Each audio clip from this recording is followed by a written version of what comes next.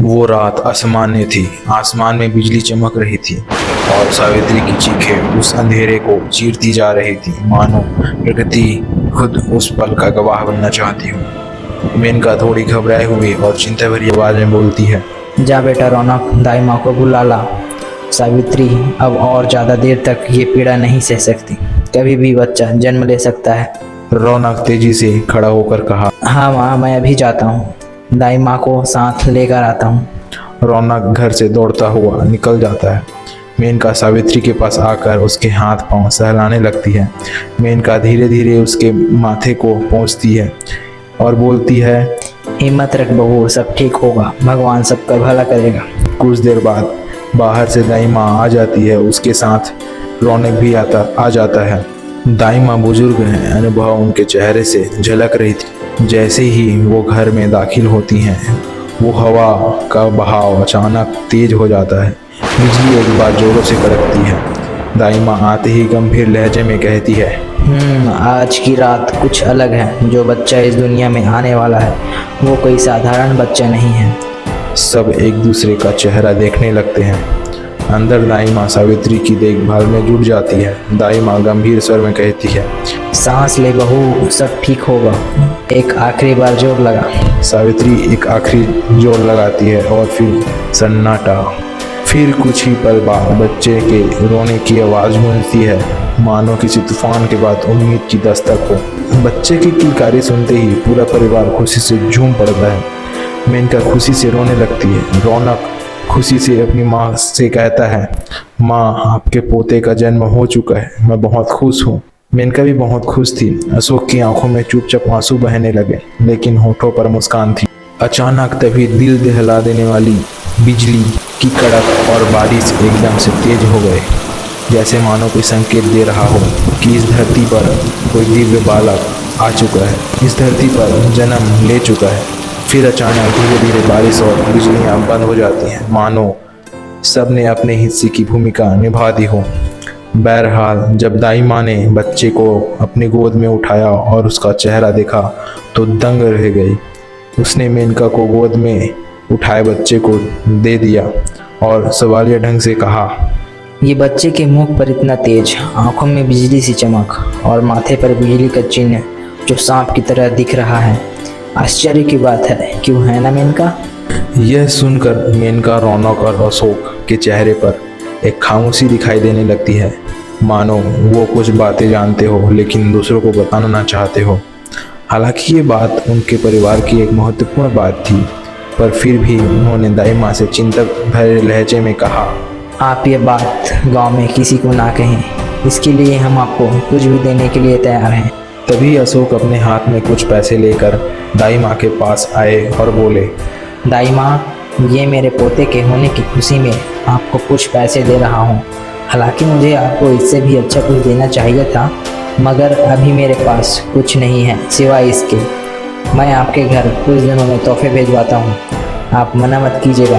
यह सुनकर दाई माँ इनकार करना चाहती थी, लेकिन अशोक का विनम्र अनुरोध देख मान गई और कुछ देर बाद वहाँ से चली गई। बहरहाल दाई माँ के जाने के बाद सावित्री के कमरे में हल्का सा अंधेरा, पर माहौल शांत हो चुका था। तीनों, मेनका, रौनक और अशोक, सावित्री के पास बैठ जाते हैं और जब सावित्री ने अपने बच्चे को गोद में उठा उसके चेहरे को देखा तो उसकी आंखों में ममता भरी आंसू झलक आती हैं। उसका बच्चा चेहरे पर मुस्कान लिए अपनी माँ सावित्री को देखा जा रहा था। बहरहाल मेनका उसके सिर पर हाथ रखते हुए बोली, हाँ बहू, ये बच्चा हमारे जैसा ही है, अद्भुत शक्तियों वाला। रौनक धीरे से बोला, हालांकि गांव में हमारे जैसा कोई नहीं है, लेकिन जो लोग हैं वो एक साधारण इंसान है, पर हम वेदमती वंश के हैं। हमारे पास हमेशा से कुछ साधारण से पर विशेष शक्तियाँ रही। मेनका गंभीर आवाज में बोली, जैसे बाहुबल, कुछ लड़ाई तकनीकें, कुछ विशेष युद्ध तकनीकें और हमारे पूर्वजों से मिली अदृश्य ऊर्जा की साधनाएं। अशोक गंभीर होते हुए बोला, हमारे वेदमती वंश के पास अनेकों युद्ध तकनीकें, साधना पद्धति और असीम ताकतें थी, पर धीरे धीरे ये शक्तियाँ और साधना पद्धतियाँ आगे आने वाले पीढ़ियों के साथ कम होने लगी। पर इस बच्चे के पास असीम ताकत के साथ साथ बिजली की असीम ऊर्जा भी है और मुझे समझ नहीं आ रहा कि ये चमत्कार कैसे हुआ, क्योंकि ये तो मेरे दादा के पास भी नहीं था और जो था वो साधारण सी शक्तियाँ जो उन्हें अपने पूर्वजों से मिली थी और वही शक्तियाँ हमें भी मिली हैं। इतना बोलकर अशोक वेदमती वहाँ से चले गए। उन्होंने 10-15 कदम ही लिए थे कि तभी सावित्री वेदमती बोली, मेरे मायके में मैंने सुना था कि आपके वंश यानी वेदमती वंश में कोई भविष्यवाणी हुई थी। हालांकि मुझे इतना नहीं पता कि वो भविष्यवाणी किस बारे में थी, पर मैंने यही सुना था। वहीं दूर खड़े रौनक के पिता अशोक वेदमती ने ये सुन लिया तो उन्हें कुछ पुरानी बातें याद आने लगी। याद करते करते ही वे बड़बड़ाते हुए बोले, वो आकाशवाणी जो आज से कई हजार साल पहले हुई थी वो शायद आज पूरी हो गई है। मुझे नहीं पता कि ये कितना सच है या झूठ, पर हमारे वेदमती वंश में मेरे दादाजी ने मुझसे कहा था हमारे वंश में एक ऐसा बच्चे का जन्म होगा जो अतुलनीय रूप से बहुत ज़्यादा ताकतवर होगा। इस धरती पर उससे ज़्यादा ताकतवर कोई नहीं होगा और वो भगवान शेषनाग का अवतार होगा। उसके पास असीम बिजली ऊर्जा को काबू करने की शक्तियाँ होंगी और वो खुद एक बिजली जैसा होगा। इतना कह अशोक वेदमती कुछ पल चुप खड़े रहते हैं। हवा की रफ्तार धीमी पड़ जाती है। एक गहराई से और रहस्य उनके चेहरे पर दिखाई देने लगता है।